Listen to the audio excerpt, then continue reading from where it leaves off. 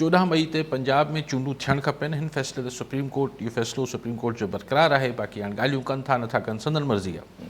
Good थी वियो इहो त पाण सभिनी खे ख़बर आहे सुप्रीम कोर्ट जो फ़ैसिलो बरक़रार आहे।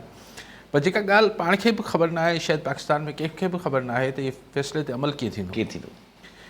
सो अदालत सॻोरी बि जेको आहे उहो त हिकिड़ो ॿीहर वर्जा कयो आहे त संदसि 14 मई जो फ़ैसिलो बरक़रार आहे, पर फ़ैसिले ते अमल त थींदे नज़र नथो अचे। बल्कि इलेक्शन कमीशन त लिखत में चई छॾियो आहे त असीं अमल न कंदासीं।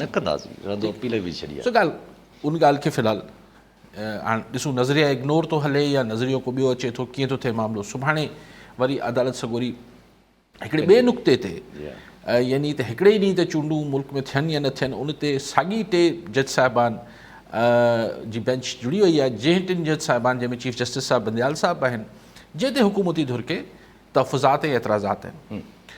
सो कल बि मूं इहा गुज़ारिश कई पई ऐं इतफ़ाक़ सां पंहिंजो प्रोग्राम ख़तमु थियो त पार्लियामेंट में ख़ाकान अब्बासी साहिबु इहो बरमला चई बि छॾियो त चीफ जस्टिस साहिब खे पार्लियामेंट तलब करे वठो। मूं तव्हांखे कल चई पई ॻाल्हि इहा त हाणे पार्लियामेंट वर्सिस सुप्रीम कोर्ट जेको आहे उहो नहज ते वेंदी। मूं त इहो सिधो न पियो चयो तलबी अलबी हाणे चई चुका आहिनि, छाकाणि त पाण बि वर्जा करे छॾियूं था त ॻाल्हि रुगो मूं कल गुज़ारिश कई पई त रजिस्ट्रार ताईं ॻाल्हि न खुटंदी त रजिस्ट्रार तफ़सीलात खणी अचे। सो हाणे जज साहिबान जी तलबी जी ॻाल्हियूं थियनि पियूं।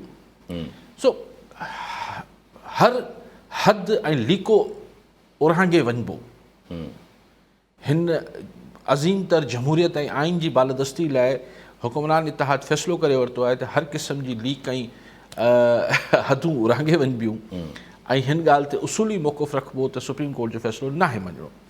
ॾिसूं त अदालत हिन उसूली मौक़ुफ़ जे साम्हूं कहिड़ो क़ानूनी मौक़ुफ़ रखे थी।